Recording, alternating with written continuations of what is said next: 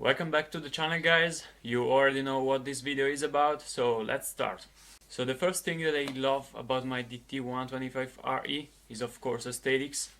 So I think this is probably the last bike ever built with the 1980s and 90s enduro look. So you can see there's the seat going up on the fuel tank, and for example the rectangular front light, and also the rear fender is not so straight going up to the sky, but it's smoother. That's the way I like it to be.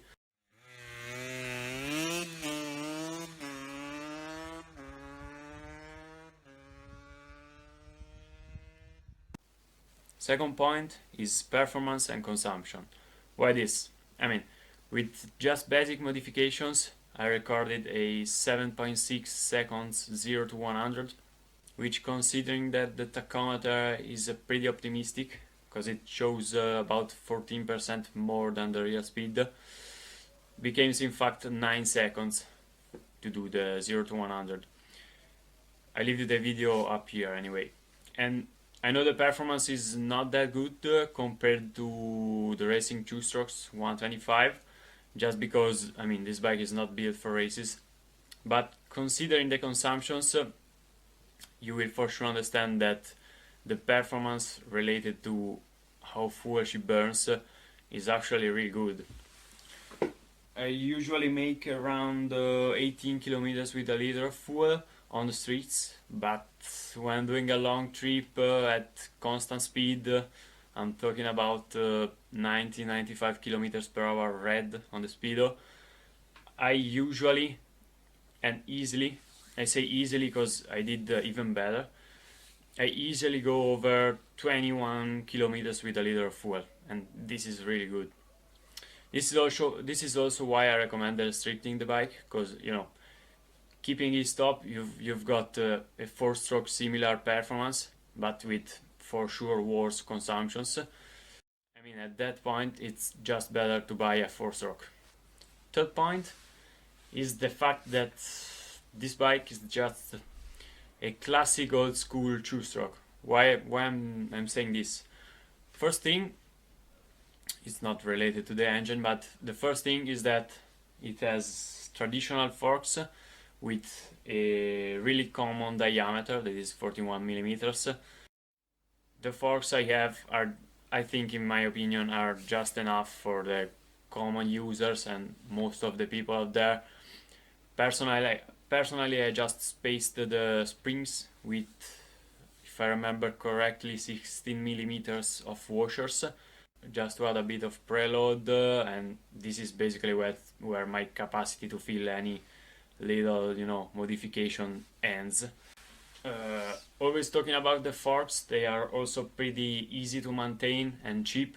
You can do the job yourself instead of paying some specialized mechanics to, I don't know, restore your WPX-ACT Pro forks from the last KTM XC.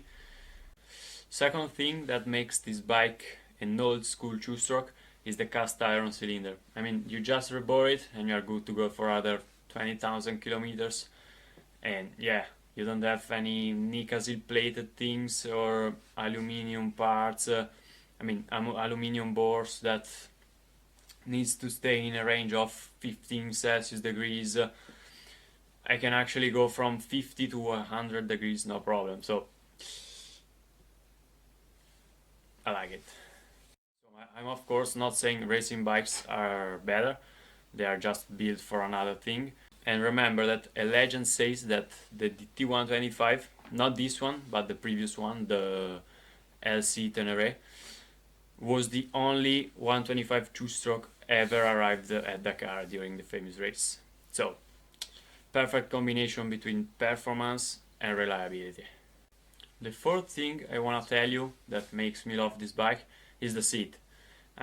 This is probably the most comfortable seat I've ever found on a 125, and just think about it, this is what makes this bike capable of doing something like 500 kilometers in a day instead of only 100.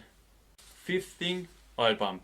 having a two-stroke and going to the gas station and just putting some gasoline in there without thinking about making the mixture is one of the best thing I can think about.